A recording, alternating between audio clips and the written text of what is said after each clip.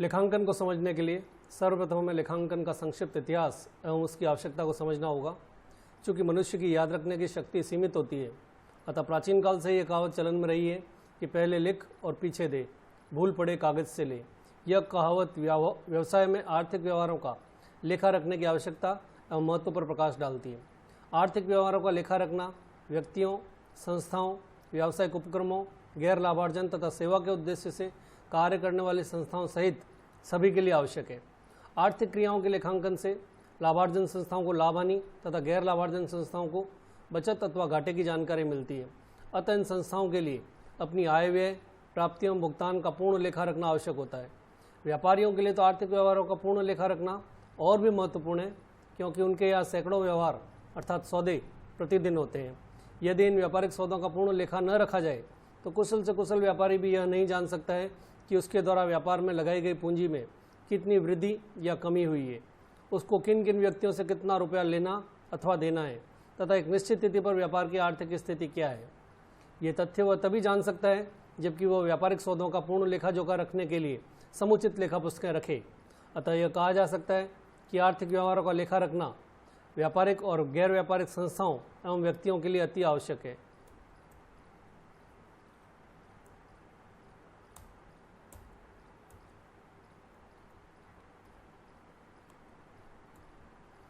लेखा पुस्तकों के आधार पर वांछित जानकारी तभी प्राप्त हो सकती है जबकि व्यापारिक व्यवहारों को नियमबद्ध एवं सुव्यवस्थित तरीके से रखा जाए। लेखांकन एक ऐसी विधि है जिसके द्वारा यह संभव हो सकता है। वस्तुतः लेखांकन की अपनी भाषा, अपनी शैली और अपने नियम होते हैं, जिनके आधार पर व्यापारिक संस्था अपने आर्थिक व्यवहारों का लेखा कर वांछित लक्ष्य तक पहुंच सकती है। लेखांकन का प्रयोग प्रत्येक युग में किसी न किसी रूप में अवश्य ही होता आया है। मुद्रा के प्रयोग के पहले जबकि वस्तु विनिमय प्रयोग में आता था, उस समय भी लेखांकन का प्रयोग किसी न किसी रूप में अवश्य ही होता था। हालांकि उस समय लेखांकन अपने इतने उच्च स्वरूप में नहीं था। लेखांकन का विकास मानव सभ्यता के विकास के साथ साथ क्रमबद्ध तरीके से हुआ है। लेखांकन की यह विशेषता होती है कि व्यवहारों का निर्वचन सभी के द्वारा एक समान रूप से हो, अर्थात जो लेखा किया गया है उसका अर्थ प्रत्येक व्यक्ति द्वारा समान तरीके से लिया जाना चाहिए। क्योंकि उस समय लेखांकन के कोई वैज्ञानिक नियम नहीं थे, अतः उनका निर्वचन उसी व्यक्ति के द्वारा किया जाता था जिसने लेखांकन का कार्य किया है। तत्कालीन लेखांकन का यह एक सबसे बड़ा दोष था। भारत में भी पूर्व में महाजनी बही खाता पद्धति तथा इसी प्रकार की अन्य पद्धतियों से लेखांकन होता था। वर्तमान दोहरा लेखा पद्धति के विकास का श्रेय इटली के गणितज्ञ ल्यूकास पेशियोली, जिन्हें लेखांकन का पितामह भी कहा जाता है, जिन्होंने सन 1494 में दोहरा लेखा पद्धति का विकास किया था। लेखांकन की परिभाषाएं इस प्रकार से दी गई हैं। American institute of certified public accountants ने इसे इस प्रकार से परिभाषित किया है। उनके अनुसार लेखांकन व्यवसाय के लेखों और घटनाओं को, जिनका कम से कम कुछ हिस्सा तो वित्तीय प्रकृति का है, प्रभावपूर्ण ढंग से मौद्रिक रूप में लिखने, वर्गीकृत करने, विशिष्ट ढंग से सारांश बनाने तथा उनकी व्याख्या करने की कला है। इस परिभाषा के अनुसार लेखांकन एक कला है जिसका प्रयोग वित्तीय प्रकृति के मुद्रा में मापनीय व्यवहारों के अभिलेखन, वर्गीकरण, संक्षेपण एवं निर्वचन हेतु किया जाता है। एक अन्य परिभाषा लेखांकन के विद्वान स्मिथ एवं ऐश्वर्य ने दी है। उन्होंने उपरोक्त परिभाषा में सुधार करते हुए संक्षेप में यह कहा है कि लेखांकन आर्थिक क्रियाओं के परिणामों को मापने तथा उन्हें व्यक्त करने का साधन है। इस परिभाषा के अनुसार लेखांकन कला एवं विज्ञान दोनों ही है, परंतु लेखांकन एक पूर्ण निश्चित विज्ञान न होकर लगभग पूर्ण विज्ञान है। लेखांकन का जो कार्य है वो लेखांकन के कुछ सिद्धांतों के आधार पर किया जाता है। लेखांकन के सिद्धांत भौतिक विज्ञान के सिद्धांतों के समान अटल नहीं है। सार्वभौमिक सत्य के रूप में इनका उपयोग नहीं होता है। लेखांकन सिद्धांतों का संदर्भों के अनुसार पृथक पृथक अर्थ लगाया जा सकता है। लेखांकन विज्ञान विकास की अंतिम स्थिति में न होकर अभी विकास प्रक्रिया के दौर में ही है और इसी के अनुसार लेखांकन सिद्धांतों का तेजी से विकास हो रहा है। अतः ये सिद्धांत व्यवहार में होने वाले विभिन्न परिवर्तनों एवं सरकारी नीतियों आदि से प्रभावित होते हैं। लेखांकन के सिद्धांत कुछ आधारभूत अवधारणाओं, स्वयं सिद्धियों, परंपराओं एवं मान्यताओं के आधार पर विकसित हुए हैं। यद्यपि इनकी लेखाकारों द्वारा कोई स्वीकृत स्पष्ट सूची नहीं है, तथापि लेखांकन के इन सिद्धांतों को मुख्यतः निम्नलिखित दो भागों में बांटा जा सकता है: लेखांकन अवधारणाएं या संकल्पनाएं तथा लेखांकन परंपराएं या प्रथाएं। सर्वप्रथम हम बात करेंगे लेखांकन अवधारणाओं की। लेखांकन के विद्वानों ने अवधारणाओं को अलग अलग नामों से पुकारा है। उन्होंने इस हेतु स्वयं सिद्धियाँ, संकल्पना एवं मान्यताओं आदि शब्दों का प्रयोग किया है। वस्तुतः लेखांकन अवधारणाओं से आशय ऐसी मान्यताओं से है जो स्वयं सिद्ध होती हैं तथा जो सभी के द्वारा स्वीकार की जाती हैं। इनके सही होने के लिए प्रमाण की आवश्यकता नहीं होती है। लेखांकन के समस्त सिद्धांत इन्हीं लेखांकन अवधारणाओं के आधार पर सृजित किए गए हैं। अर्थात लेखांकन के जितने भी सिद्धांत हैं उन सब का जन्म लेखांकन अवधारणाओं के आधार पर ही हुआ है। इनकी सत्यता का ज्ञान करने के लिए कोई जांच नहीं की जाती है। यद्यपि सिद्धांतों एवं अवधारणाओं में सूक्ष्म अंतर है, परंतु लेखाशास्त्र के अधिकांश विद्वानों ने सिद्धांतों एवं अवधारणाओं को पर्यायवाची शब्दों के रूप में प्रयोग में लिया है। प्रमुख लेखांकन अवधारणाएं इस प्रकार से हैं।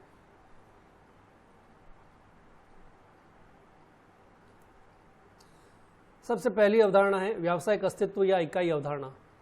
इस अवधारणा के अनुसार प्रत्येक व्यावसायिक संस्था को लेखांकन के लिए व्यवसाय के स्वामी से पृथक इकाई या अस्तित्व माना जाता है। अतः वह व्यावसायिक संस्था लेखांकन की दृष्टि से संपत्तियों की स्वामी नहीं होती है तथा वह देय धन व स्वामी की पूंजी के प्रति उत्तरदायी होती है। यह अवधारणा प्रत्येक प्रकार के व्यावसायिक संगठनों में एक समान रूप से लागू होती है, चाहे ऐसे व्यावसायिक संगठनों का स्वरूप एकाकी व्यापार, साझेदारी, सहकारी समिति, संयुक्त पूंजी वाली कंपनी आदि कुछ भी क्यों न हो। तथापि वैधानिक तथा अन्य उद्देश्यों के लिए एकाकी व्यापारी एवं साझेदारों को उनके व्यवसाय से पृथक नहीं किया जा सकता है, किंतु फिर भी उन्हें लेखांकन के उद्देश्य से पृथक इकाई माना जाता है और दोनों में लेन देन का हिसाब रखा जाता है। उदाहरण के लिए, यदि व्यवसाय का स्वामी किसी किराए के भवन में रहता है और उसी भवन में अपना व्यवसाय भी चला रहा है, तो किराए का वही भाग व्यापारिक पुस्तकों में दिखलाया जाएगा जो भवन के उस भाग से संबंधित है जिसमें व्यवसाय चलाया जा रहा है। स्वामी के रहने के भाग से संबंधित किराए को व्यापारिक पुस्तकों में नहीं दिखाया जाएगा। इसी प्रकार यदि साझेदारी फर्म अपने साझेदारों के पारिवारिक खर्चों का भुगतान करती है तो उसका लेखांकन फर्म के व्ययों से अलग किया जाएगा। यदि ऐसा न किया जाए तो व्यापार की सही आर्थिक स्थिति की जानकारी प्राप्त नहीं हो सकेगी। अतः व्यापारिक संस्था के स्वामियों को चाहिए कि वे अपने व्यक्तिगत व्यवहारों को व्यवसाय के व्यवहारों के साथ मिश्रित न करें। लेखांकन का प्रमुख उद्देश्य यह ज्ञात करना होता है कि एक निश्चित अवधि में व्यवसाय के आय व्यय क्या रहे तथा संपत्तियां एवं दायित्व कितने हैं। यह तभी संभव है जबकि व्यवसाय का अस्तित्व उसके स्वामी के अस्तित्व से पृथक माना जाए और व्यापारिक एवं निजी व्यवहारों का लेखांकन अलग अलग हो। दूसरी अवधारणा है लागत अवधारणा। इस अवधारणा के अनुसार किसी संपत्ति का अभिलेखन उसको प्राप्त करने की लागत पर किया जाता है। इसी आधार पर संस्था में उत्पन्न तकनीकी ज्ञान, संगठन की तकनीकी और प्रबंधकीय योग्यता, संस्था की ख्याति अथवा वस्तु का ब्रांड आदि को संपत्ति के रूप में नहीं दर्शाया जाता है, किंतु जब ख्याति को दूसरी संस्था से प्रतिफल के बदले में क्रय किया जाता है तो इसी अवधारणा के आधार पर उसे पुस्तकों में दिखलाना आवश्यक हो जाता है। लागत की अवधारणा का दूसरा तत्व यह है कि संपत्तियों के मूल्य में हुई वृद्धि या कमी को चिट्ठे में नहीं दर्शाया जाता है, किंतु इसका अपवाद यह है कि संपत्तियों के सतत प्रयोग या निरंतर प्रयोग से या किसी अन्य कारण से ह्रास योग्य संपत्तियों पर प्रतिवर्ष जो ह्रास होता है उसे लेखा पुस्तकों में अवश्य ही दिखलाया जाता है। लागत अवधारणा इसलिए भी अधिक उपयुक्त है क्योंकि स्थायी संपत्तियां उत्पादन अथवा सेवा कार्य हेतु क्रय की जाती है, न कि पुनः विक्रय के लिए। अतः प्रतिवर्ष किसी भी व्यावसायिक प्रतिष्ठान के लिए इन संपत्तियों का बाजार मूल्य ज्ञात करना एक कठिन एवं समय बर्बाद करने वाला कार्य है और कई स्थायी संपत्तियां जैसे भूमि, भवन आदि के बाजार मूल्य निश्चित व स्थिर भी नहीं होते हैं। अतः अधिकांश लेखा विशेषज्ञ संपत्तियों एवं दायित्वों के मूल्यांकन की लागत अवधारणा को ही अन्य पद्धतियों की अपेक्षा अधिक उपयुक्त मानते हैं, क्योंकि इसके द्वारा निर्धारित मूल्य निश्चित एवं विश्वसनीय होते हैं। ऐसे मूल्यांकन में व्यक्ति परकता का समावेश न होने के कारण ये मूल्यांकन निष्पक्ष भी होते हैं। लेखांकन की अगली अवधारणा का नाम है मुद्रा मापन अवधारणा। इस अवधारणा के अनुसार लेखा पुस्तकों में केवल उन्हीं व्यवहारों एवं घटनाओं का लेखांकन किया जाता है जो मुद्रा में मापनीय हो। जो व्यवहार मुद्रा में व्यक्त नहीं किए जा सकते उनका लेखांकन नहीं किया जाता है, चाहे वे व्यवहार व्यवसाय के लिए कितने ही महत्वपूर्ण क्यों न हो। व्यावसायिक व्यवहारों एवं तथ्यों का मुद्रा के रूप में मापन व्यवसाय की स्थिति को सही ढंग से समझने के लिए आवश्यक है। उदाहरण के लिए सरकारी नीतियों एवं ग्राहकों की रुचि में परिवर्तन, मैनेजर की मृत्यु, नए प्रतिद्वंदी द्वारा बाजार में अच्छी क्वालिटी वाले उत्पाद को स्थापित करना, कर्मचारियों एवं प्रबंधकों में झगड़ा होना, व्यापारिक एकाधिकार एवं गलाकाट प्रतियोगिता आदि व्यवहार व्यवसाय के लिए अत्यंत महत्वपूर्ण है, क्योंकि इनसे व्यवसाय के लाभ हानि पर सीधा प्रभाव पड़ता है। किंतु फिर भी इन घटनाओं का लेखांकन नहीं किया जाएगा, क्योंकि इन घटनाओं को मुद्रा के रूप में अभिव्यक्त नहीं किया जा सकता। अगली अवधारणा का नाम है द्वैत पक्षीय या दोहरे पहलू की अवधारणा। इस अवधारणा के अनुसार प्रत्येक व्यवहार कम से कम दो खातों को प्रभावित करता है। लेखांकन में प्रत्येक व्यवहार अथवा घटना दो से अधिक खातों को प्रभावित करती है। एक खाते का नाम पक्ष तथा दूसरे का जमा पक्ष प्रभावित होता है। यही द्वैत पक्षीय अवधारणा है। व्यवसाय के प्रत्येक लेन देन से एक और संपत्तियों का उदय होता है तो दूसरी ओर विभिन्न पक्षकारों के दावों का भी उदय होता है। उदाहरण के लिए यदि कोई संस्था बैंक से 1 लाख रुपए का ऋण लेती है तो एक और रोकड़ के रूप में 1 लाख रुपए की संपत्ति बनेगी और दूसरी ओर 1 लाख रुपए का बैंक का दावा अर्थात दायित्व बनेगा। इस संबंध को लेखांकन समीकरण के रूप में निम्न प्रकार से व्यक्त किया जा सकता है। लेखांकन समीकरण को इस प्रकार से दिखलाया जा सकता है कि संपत्तियां जो हैं एक व्यवसाय के दायित्वों के बराबर होती हैं। इसका फर्दर क्लासिफिकेशन या आगे इसका एक्सटेंशन इस प्रकार से दिया जा सकता है कि संपत्तियां जो हैं पूंजी प्लस दायित्व के योग के बराबर होती है। मतलब एक व्यापार के स्वामी द्वारा लगाई गई पूंजी प्लस व्यापार के दायित्वों का योग उस व्यापार की संपत्तियों के बराबर होता है। लेखांकन समीकरण व्यवसाय के समस्त लेन देनों के लिए उचित ठहरता है तथा इसका मूल कारण यह है कि लेखांकन में घटनाओं का अभिलेखन दोहरा लेखा प्रणाली के नियमों के आधार पर किया जाता है। इस अवधारणा को लेखांकन समता की अवधारणा अकाउंटिंग इक्विवेलेंस कॉन्सेप्ट भी कहते हैं। जब कोई लेन देन किया जाता है तो संपत्तियां एवं दायित्व का योग परिवर्तित हो सकता है किंतु उनकी सापेक्षिक स्थिति अपरिवर्तित रहती है। लेखांकन की अगली अवधारणा का नाम है चालू व्यवसाय की अवधारणा। इस अवधारणा के अनुसार यह परिकल्पना की जाती है कि व्यवसाय को न तो समाप्त करने की इच्छा है और न ही उसकी कोई आवश्यकता है तथा न ही उसकी गतिविधियों को व्यापक रूप से कम करने की कोई आवश्यकता है। दूसरे शब्दों में यह अवधारणा इस मान्यता पर आधारित है कि व्यवसाय भविष्य में दीर्घ व अनिश्चित काल तक चलता रहेगा। यदि व्यवसाय दीर्घ काल तक जारी रखने का उद्देश्य न भी हो तो हम इन स्थायी संपत्तियों को खरीदने की बजाय किराए पर लेते। इसी के अनुसार सभी देशों के कंपनी अधिनियमों में कंपनी को अविच्छिन्न उत्तराधिकार वाली संस्था माना गया है। यदि लेखापालक को संभावित समापन का अनुमान हो भी जाए फिर भी वह वित्तीय व्यवहारों का लेखांकन यह मानकर करता है कि व्यवसाय अनंत काल तक चलता रहेगा।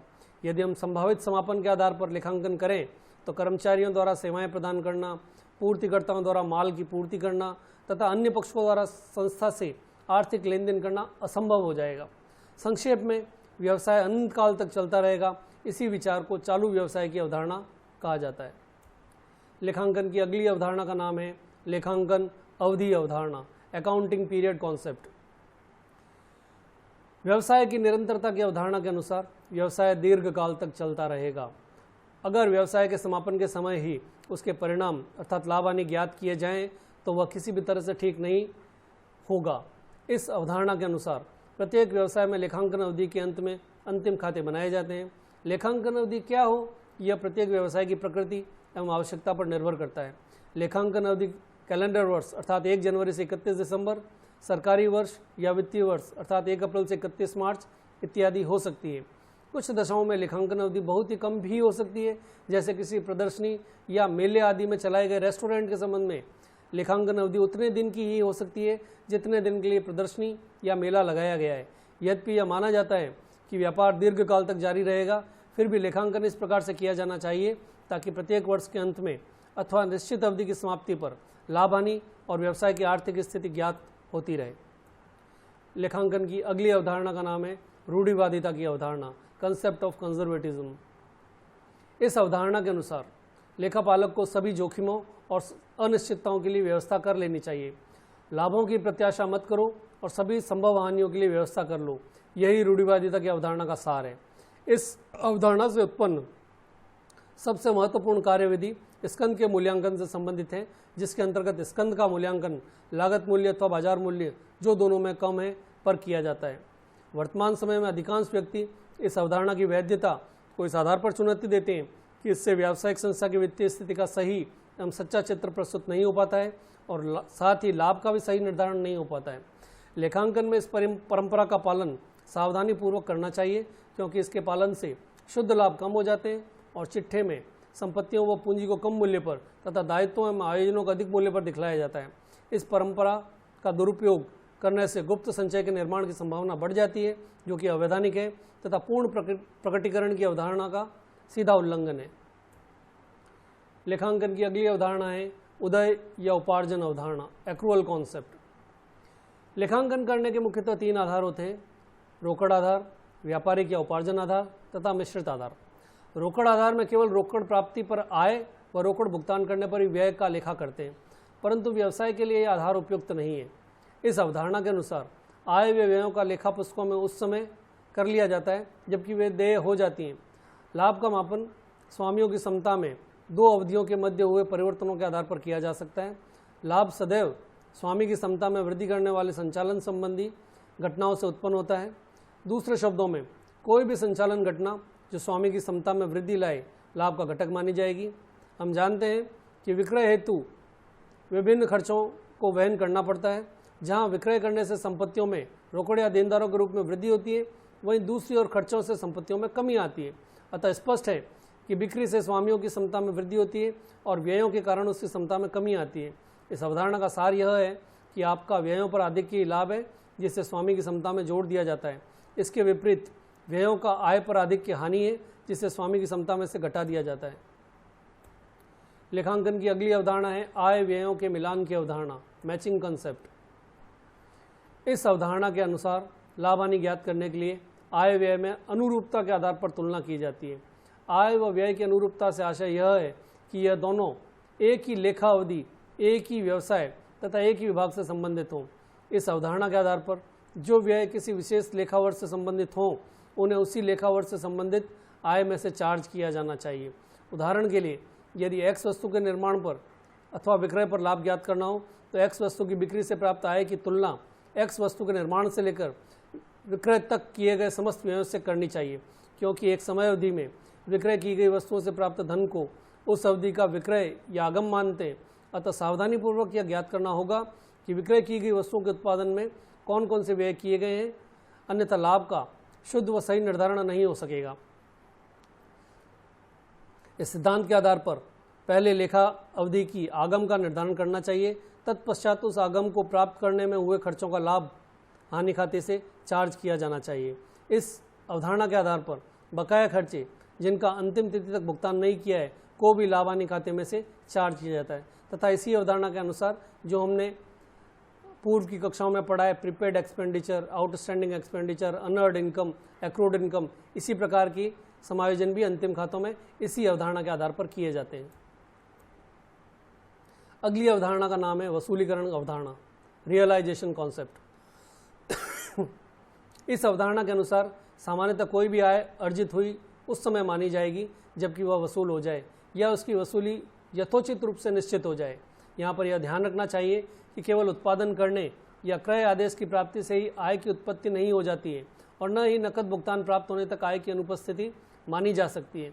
नकद बिक्री की स्थिति में यह समस्या उत्पन्न नहीं होती है क्योंकि उसमें माल की सुपुर्दगी एवं भुगतान में अंतर नहीं होता है, लेकिन उधार बिक्री में ऐसी समस्या उत्पन्न होती है। तब हम आय निर्धारण की इसी अवधारणा को आधार बनाते हैं। आय निर्धारण की इस अवधारणा के आधार पर आय उस अवधि में प्राप्त मानी जाती है जब ग्राहक को मूल्य के बदले में माल या सेवाएं प्रदान कर दी जाती हैं, किंतु कुछ लेखापालक क्रय आदेश की प्राप्ति पर ही आय को वसूल हुआ मान लेते हैं। यह अवधारणा उस क्षण से संबंधित है जिस क्षण पर आय को अर्जित हुआ माना जाता है। इसके बाद लेखांकन की परिपाटियां अथवा परंपराओं की हम बात करेंगे। लेखांकन परिपाटियां या परंपराएं क्या हैं? आम सहमति पर आधारित व्यवहार अथवा रस्मों को लेखांकन परिपाटियां या परंपराएं कहते हैं, जो लेखांकन संबंधी विवरण बनाने में पथ प्रदर्शक के रूप में प्रयोग में ली जाती हैं। अनुभव के आधार पर समय समय पर लेखापालकों ने अनेक परंपराओं को जन्म दिया है, जैसे विभिन्न प्रकार के खर्चों को पूंजीगत व आयगत में बांटना, अंतिम रहते का मूल्यांकन, स्थायी संपत्तियों पर रास काटना, संभावित दायित्वों की व्यवस्था करना आदि के संबंध में अनेक प्रकार की परंपराएं स्थापित की गई हैं। अंतर्राष्ट्रीय लेखा मानकों में परंपराओं को लेखांकन नीतियों के नाम से वर्णित किया गया है। व्यापारिक व्यवहारों के लेखांकन हेतु व्यवहार में जो सामान्य सहमति पाई जाती है उसे ही परंपरा कहते हैं। लेखांकन में बहुत सी ऐसी परंपराएं हैं जिन्हें एक रस्म के रूप में लेखापालक दीर्घकाल से अपनाते चले आ रहे हैं। इन परंपराओं का अनुसरण न करने पर कभी कोई अशुद्धि नहीं भी होती है, लेकिन इनका पालन करने से लेखों की उपयोगिता अवश्य ही बढ़ जाती है। प्रमुख लेखांकन परंपराएं इस प्रकार से हैं। लेखांकन की पहली परिपाटी या कन्वेंशन इस प्रकार से है। समरूपता या सामंजस्य परिपाटी। इस परिपाटी के अनुसार जिन सिद्धांतों, अवधारणाओं एवं परिपाटियों के आधार पर एक वर्ष विशेष के लिए लेखांकन किया जाता है, उसी आधार पर व्यापार के जीवन काल में प्रतिवर्ष उसे ही अपनाया जाना चाहिए। इस परिपाटी का पालन करने का प्रमुख लाभ यह है कि विभिन्न वर्षों के लाभ हानि तथा वित्तीय स्थिति की पारस्परिक तुलना की जा सकती है। उदाहरण के लिए, यदि किसी कंपनी ने ह्रास लगाने की एक विशेष विधि का प्रयोग किया है तो उसे आने वाले वर्षों में भी उसी विधि का प्रयोग करना चाहिए, अर्थात ह्रास लगाने की पद्धति को वर्ष प्रतिवर्ष परिवर्तित नहीं किया जाना चाहिए। इसी प्रकार यह भी उचित नहीं होगा कि अंतिम स्टॉक का मूल्यांकन एक वर्ष विशेष में एक प्रकार से निर्धारित किया जाए और दूसरे वर्ष में किसी अन्य प्रकार से। यदि इसके आधार को परिवर्तित करना अनिवार्य हो तो उसके परिणाम को भी स्पष्टतः व्यक्त किया जाना चाहिए। दूसरी परिपाटी है महत्वपूर्णता संबंधी परिपाटी, कन्वेंशन ऑफ मटीरियलिटी। इस परिपाटी के अनुसार केवल उन्हीं घटनाओं एवं तथ्यों का लेखांकन किया जाना चाहिए और उसी मात्रा में किया जाना चाहिए जितना कि संस्था के लिए महत्वपूर्ण हो। अतः लेखाकार को ऐसी घटनाओं एवं सूचनाओं का लेखा नहीं करना चाहिए जो कि इतनी महत्वहीन है कि उनके अभिलेखन से कोई उपयोगी परिणाम प्राप्त नहीं होता है। इस प्रकार अर्थपूर्ण परिपाटी का संबंध इस बात से है कि लेखांकन करने में समय, श्रम व व्यय कितना करना पड़ता है और क्या वह व्यवसाय की प्रकृति को देखते हुए सहन करने योग्य है अथवा नहीं। वर्तमान में बहुत सी ऐसी संस्थाएं इतनी विशाल हैं कि उनके संचालन से संबंधित प्रत्येक पहलू का लेखांकन करने का प्रयास किया जाता है तो लेखांकन लागत इतनी बढ़ जाने की संभावना रहती है कि लेखांकन आंकड़े और लेखांकन विधि अनार्थिक सिद्ध होने लगती है। फलस्वरूप इस परिपाटी के अनुसार महत्वहीन घटनाओं एवं तथ्यों की उपेक्षा कर देना ही लाभदायक होता है। यही कारण है कि छोटे छोटे खर्चों को अलग अलग न दिखलाकर एक ही शीर्षक में शामिल कर लिया जाता है, जैसे स्टेशनरी आदि। लेखांकन की अगली परिपाटी का नाम है पूर्ण प्रकटीकरण परिपाटी। पूर्ण प्रकटीकरण परिपाटी इस परिपाटी के अनुसार लेखांकन प्रतिवेदनों एवं लेखों द्वारा वैधानिक आवश्यकताओं के अतिरिक्त सभी महत्वपूर्ण तथ्य एवं सूचनाएं प्रकट होनी चाहिए। विभिन्न संपत्तियों को अलग अलग दिखाकर उनके मूल्यांकन का आधार भी दिया जाना चाहिए। इसी प्रकार वास्तविक एवं संभावित दायित्वों का ब्यौरा दिया जाना चाहिए। ऐसा करने से ही व्यवसाय का आर्थिक चिट्ठा उसकी सही वित्तीय स्थिति तथा महत्वपूर्ण सूचनाएं प्रकट कर सकता है। पूर्ण प्रकटीकरण से तात्पर्य यह नहीं है कि व्यवसाय का हर तथ्य प्रकट कर दिया जाए, परंतु यह अवश्य है कि वित्तीय विवरणों के उपयोगकर्ताओं के हित की सभी महत्वपूर्ण सूचनाओं का प्रकटीकरण हो जाए। कुछ अति सावधान कंपनियां अत्यधिक रूढ़िवादिता का प्रयोग कर गुप्त संचयों का निर्माण कर अपनी आर्थिक स्थिति को कमजोर दिखलाकर भी विभिन्न पक्षों को धोखे में रख सकती हैं। ऐसी परिस्थितियां कानून एवं नैतिकता दोनों के विरुद्ध होती हैं। लेखांकन की अगली परिपाटी है वास्तविकता या यथार्थता या वस्तुनिष्ठता परिपाटी, ऑब्जेक्टिविटी कन्वेंशन। इस परिपाटी के अनुसार लेखे निष्पक्ष प्रमाण पर आधारित होने चाहिए, अर्थात जब कभी भी एक लेखांकन संख्या का विकास किया जाए तो उसमें इतनी क्षमता अवश्य होनी चाहिए कि सभी प्रकार के प्रयोगकर्ता उस संख्या की समान रूप से व्याख्या करें।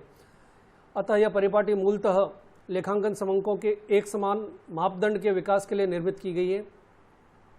स्टॉक मूल्यांकन के अतिरिक्त ह्रास की रकम, अशोध्य ऋण की रकम, देनदारों से वसूली योग्य रकम आदि के संबंध में अनेक प्रकार की परंपराएं बनाई गई है। इस परंपरा के अनुसार वित्तीय रिपोर्टिंग स्वतंत्र होनी चाहिए और निष्पक्ष सबूत से समर्थित होनी चाहिए। इसका आशय यह है कि वित्तीय विवरण सही है और भविष्य में व्यापार के प्रदर्शन की भविष्यवाणी करने के लिए इसका इस्तेमाल किया जा सकता है। लेखांकन की आखिरी परिपाटी है वैधानिक प्रावधानों के पालन की परिपाटी, convention of observation of law. इस परंपरा के अनुसार लेखांकन करते समय समसामयिक वैधानिक आवश्यकताओं की पूर्ति करना आवश्यक होता है।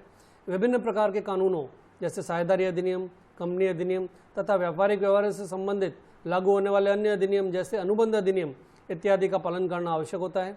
एक लेखापालक को लेखांकन करते समय इन सभी अधिनियमों में दी गई व्यवस्थाओं को ध्यान में रखते हुए व्यवसाय के अंतिम खाते वैधानिक आवश्यकताओं के अनुसार तैयार करने चाहिए। कुछ परिस्थितियों में वैधानिक आवश्यकताएं लेखांकन सिद्धांतों के अनुरूप न भी हों तो भी लेखापालक को वैधानिक प्रावधानों का पालन करना ही चाहिए। Thank you.